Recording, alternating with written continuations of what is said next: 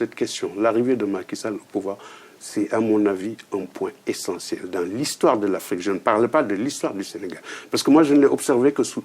Bon, j'avais une première observation déjà. C'est-à-dire que ce que j'ai trouvé, le système de corruption. J'ai une nièce qui n'a que 12 ans. À un moment, dans la discussion, elle m'a sorti une phrase en wolof qui veut dire « Khalis, ken du ko liggéey, dañ koy lijjanti ». Ça veut dire que l'argent ne se gagne pas par le travail, ça se magouille. C'est grave.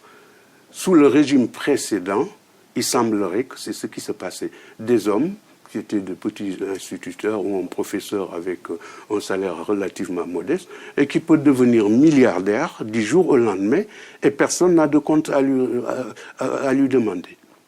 Apparemment, c'est ce qui se passait. Et quand cet homme est arrivé, Macky Sall, je pense qu'il a un mouvement derrière lui.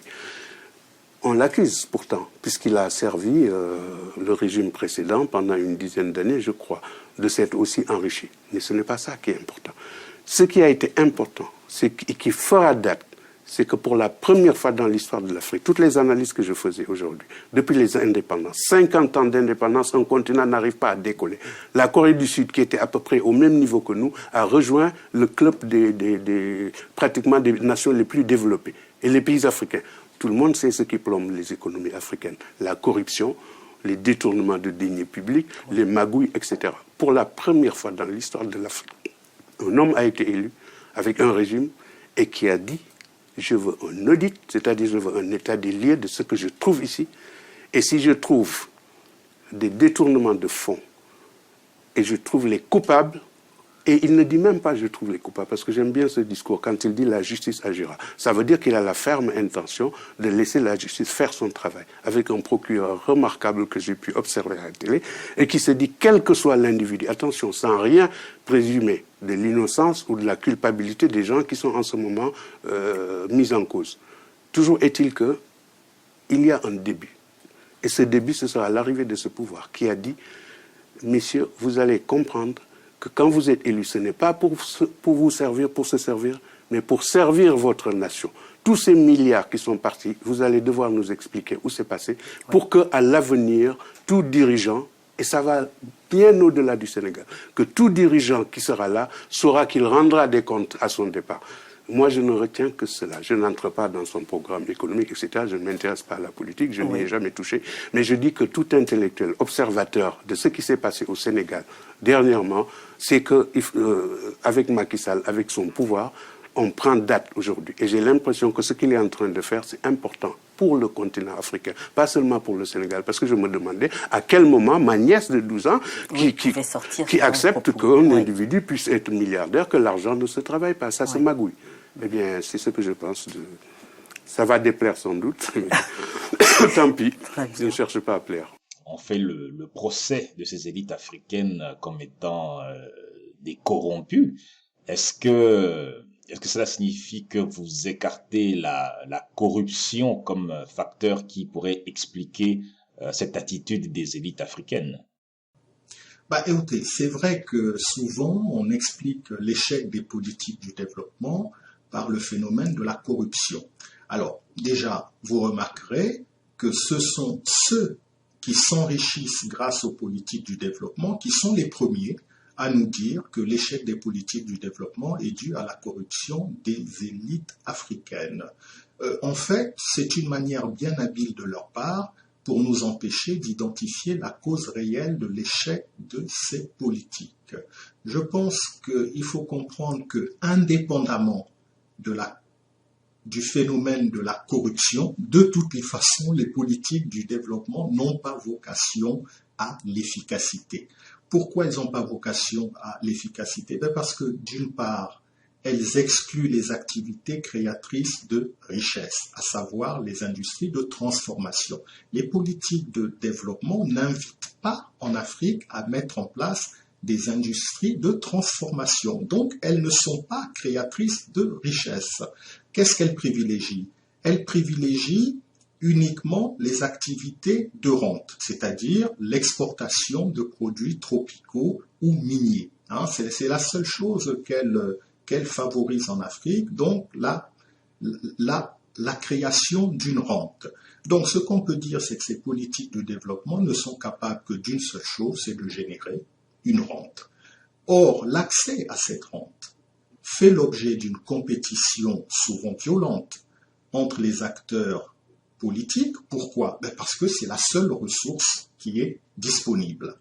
Et la meilleure manière, d'ailleurs, aussi bien pour le partenaire étranger que pour le partenaire autochtone, de se garantir une partie de cette rente, c'est de faire quoi? C'est de se livrer à la corruption. Vous voyez, la seule chose que génèrent ces politiques du développement, c'est une rente.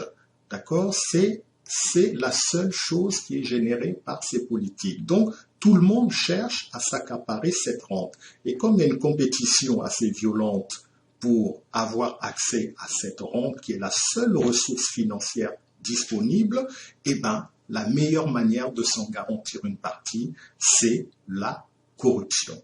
Donc, ce qu'on peut dire, et je crois qu'il faut que nous autres Africains, nous soyons bien conscients de ça, ce n'est pas la corruption qui rend les politiques du développement inefficaces. Ce sont au contraire les politiques du développement qui incitent à la corruption. D'ailleurs, vous savez, il faut dire une chose, c'est que la corruption est un phénomène universel. On trouve de la corruption dans tous les pays, même en Occident. On connaît des tas d'exemples en Angleterre, en France, dans l'Union européenne. On connaît des tas d'exemples de corruption. Un pays comme l'Italie, vous savez que l'Italie a été gouvernée pendant 40 ans par la démocratie chrétienne. La démocratie chrétienne, c'est un parti qui a fait de l'État italien un État complètement corrompu. Il a fallu que des magistrats, vous voyez, il a fallu que des magistrats prennent les choses en main pour faire des procès contre les politiciens corrompus pour finalement faire tomber la démocratie chrétienne en Italie. Donc, vous savez, la corruption, bien sûr, elle est à condamner parce qu'elle se fait toujours au détriment de l'intérêt public. Cependant, ce n'est pas la corruption qui empêche les élites africaines à opter pour des activités industrielles de transformation. Vous voyez, quand on dit que l'échec des politiques de développement, c'est la corruption. Mais attendez, ce n'est pas la corruption qui empêche les élites africaines de opter pour des industries de transformation. D'accord? Elles continuent à opter pour des politiques d'exportation des matières premières brutes, mais ce n'est pas la corruption qui les empêche de opter pour des activités industrielles de transformation. Voilà, donc vous voyez, c'est un peu cette énigme que je cherche à comprendre. Pourquoi les élites africaines s'accrochent à des politiques inefficaces au lieu d'opter pour des activités industrielles de transformation. Donc je pense vraiment à une chose, comme je le redis, la corruption est à condamner.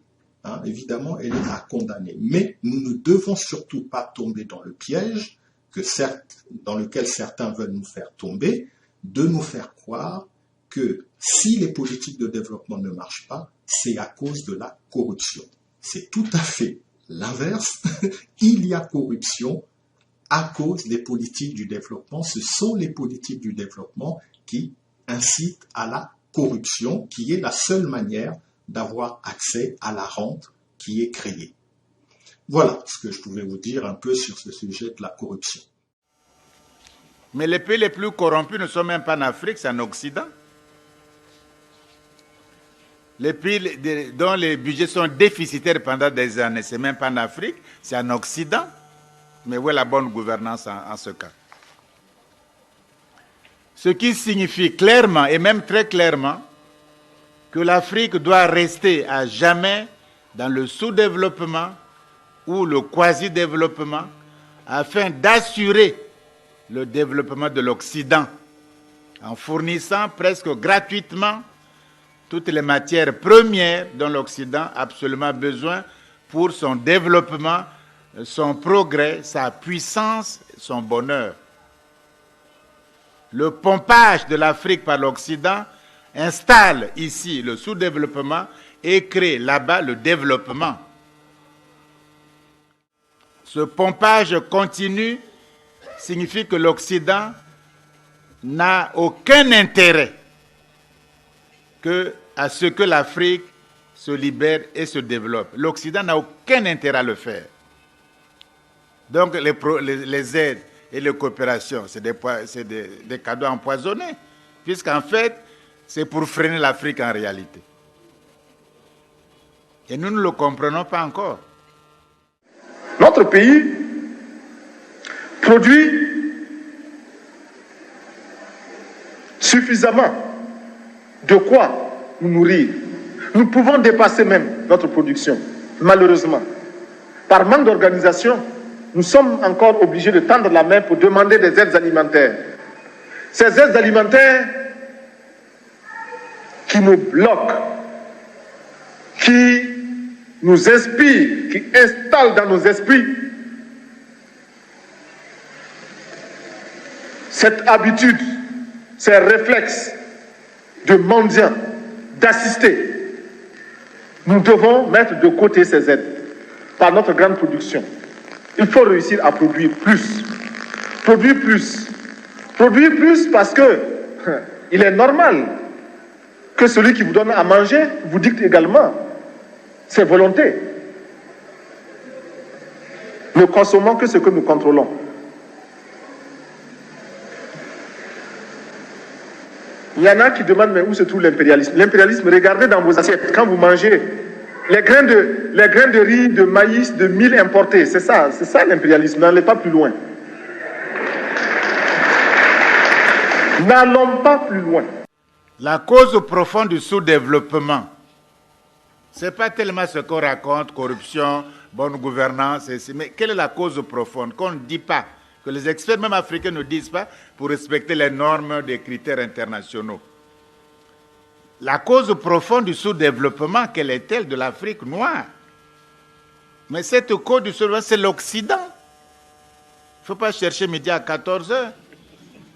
Depuis le XIIIe siècle, à travers la traite négrière atlantique, des millions de Noirs sont pas dans les conditions qu'on sait. À travers l'esclavage, c'est-à-dire traiter des êtres humains sans droits humains comme des animaux. La colonisation, et on payait même les impôts, on vous coupait les bras, si vous n'avez pas payé l'impôt, même mort.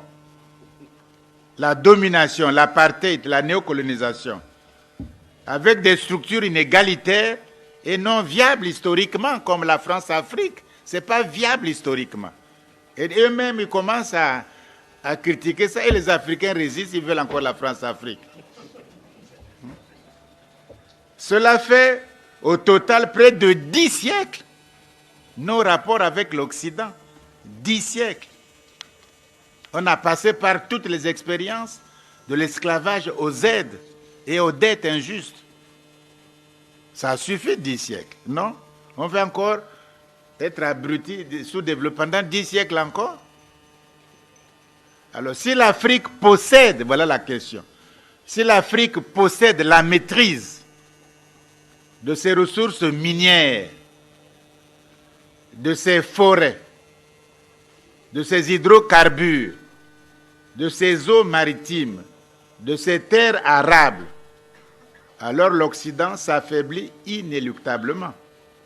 Donc, il faut, pour le salut de l'Occident et la domination des damnés de la terre, comme disait Frantz Fanon, il faut que l'Afrique noire soit toujours asservie, infantilisée, et on commence par le manque de respect des chefs d'État africains, infantiliser l'Afrique, la néocoloniser et du coup la sous-développer. On a intérêt à le faire par tous les moyens. Tous les instituts, toutes les écoles, tous les grands cerveaux européens travaillent sur cette question-là. Parce que si l'Afrique échappe, nous sommes...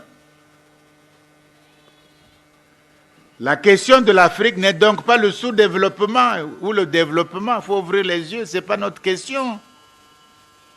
La question de l'Afrique, on s'est trompé pendant des années dans nos cours de sciences po et tout, de sciences économiques. On s'est trompé.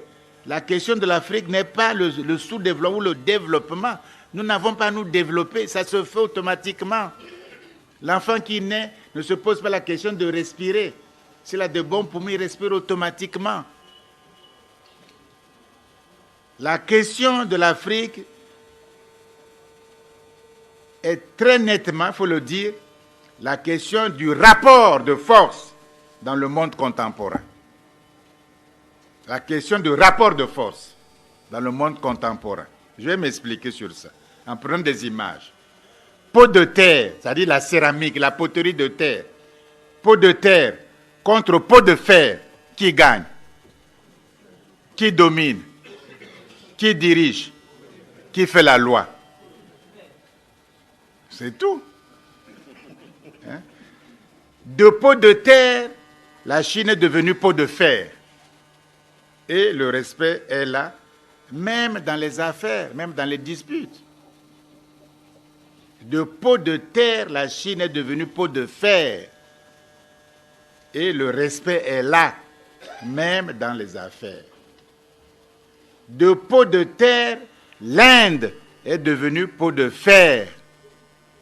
Et l'admiration est là, et l'on signe des accords nucléaires.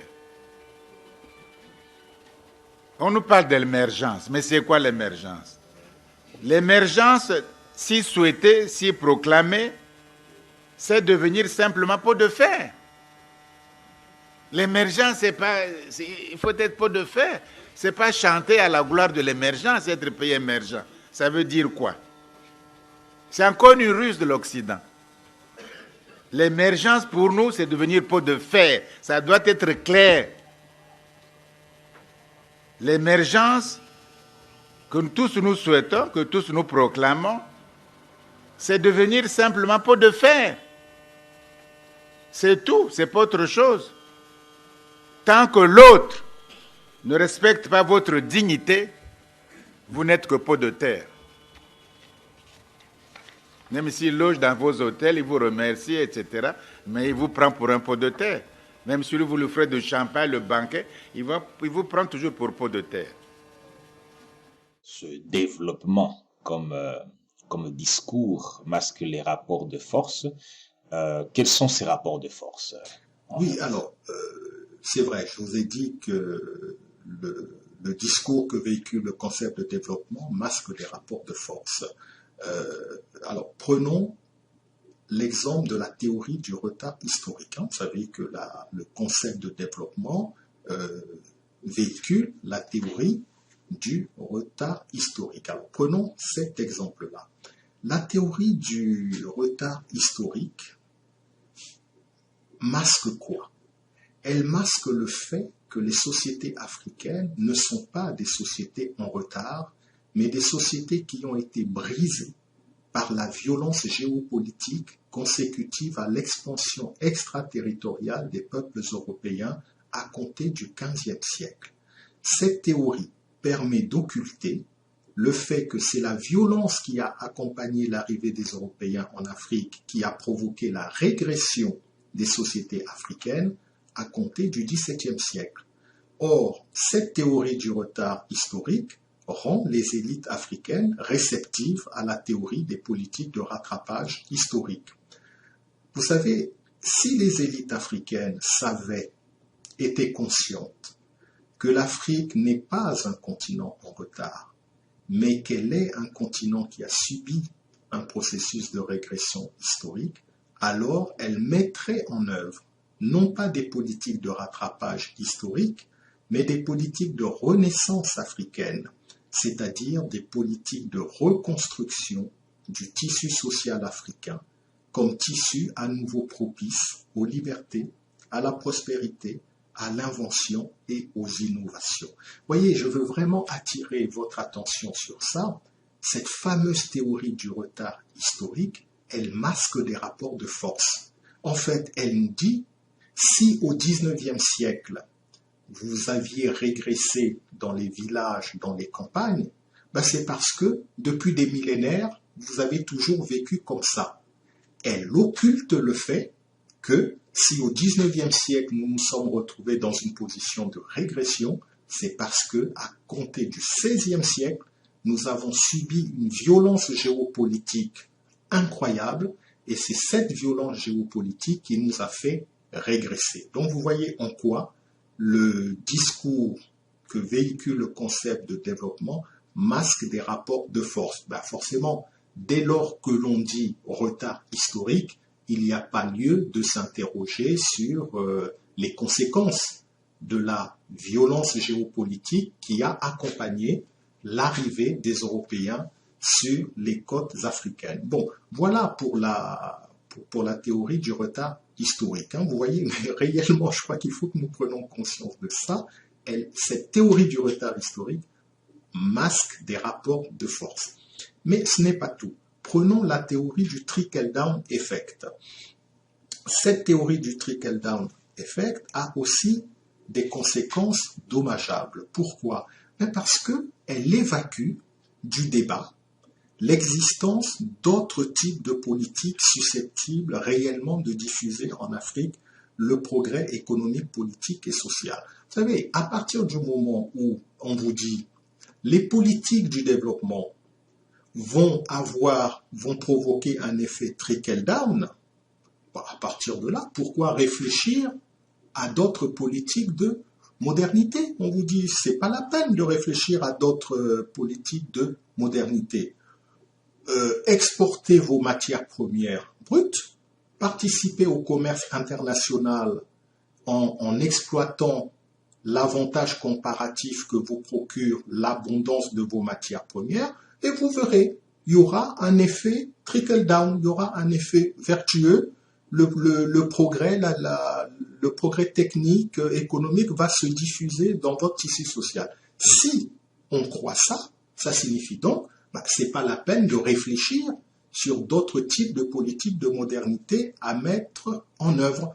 Par exemple, l'effet de cette théorie du trickle-down effet permet d'évacuer le débat sur les politiques qu'a formulé quelqu'un comme Cheikh Anta Diop. D'accord? Cheikh Anta Diop a formulé d'autres types de politiques de modernité à mettre en œuvre en Afrique. Quelles sont les composantes de la politique de modernité de Cheikh Anta Diop? Parmi ces composantes, on trouve la promotion des langues nationales. Vous avez déjà vu dans le cadre des politiques du développement que l'on parle de la promotion des langues nationales? Non, bien au contraire même. On dit qu'il ne faut surtout pas promouvoir les langues nationales. Dans la politique de Cheikh Anta Diop, on parle également de la promotion des cultures vivrières. Est-ce que les politiques du développement favorisent la promotion des cultures vivrières? Pas du tout, c'est même le contraire. Les politiques du développement nous disent non, laissez tomber les cultures vivrières, faites plutôt de la culture d'exportation. Dans la politique que préconise Cheikh Anta Diop, il y a une autre composante, il s'agit de la promotion des activités industrielles de transformation pour la satisfaction du marché interne aussi bien qu'externe. Est-ce que les politiques du développement nous recommandent de mettre en œuvre des activités industrielles de transformation? Non. Cheikh Anta Diop nous recommande aussi de faire en sorte qu'il y ait la construction de centres d'excellence pour l'innovation technique et scientifique. Cheikh Anta Diop nous parle aussi de la réappropriation des fondamentaux de la culture africaine, notamment par la restitution de la mémoire historique africaine. Cheikh Anta Diop nous parle aussi de la création d'un marché intérieur performant par le moyen de la construction d'un État fédéral africain. Voilà une autre politique de modernité à mettre en œuvre. Est-ce que l'on discute de cette politique de modernité formulée par Cheikh Anta Diop? Non. Et pourquoi on n'en discute pas? Parce que l'effet trickle-down effect, c'est pas la peine. Les politiques du développement vont avoir un effet trickle-down effect, donc il n'y a pas lieu d'imaginer d'autres politiques. D'ailleurs, avez-vous déjà vu une organisation internationale organiser une conférence sur une des composantes de la politique recommandée par Cheikh Anta Diop? Non. Donc vous voyez, la théorie du trickle-down effect a ceci comme conséquence qu'elle évacue le débat sur la pertinence des politiques qui sont mises en œuvre. Elle évacue le débat sur la perspective d'une politique alternative aux politiques du développement. Voilà pourquoi, malgré l'échec concret constaté par tous les experts depuis 50 ans des politiques du développement, aucun expert ne recommande la formulation de politiques alternatives aux politiques du développement. De quoi parle-t-il? Tous parlent simplement de il faut repenser le développement, il faut repenser les politiques du développement.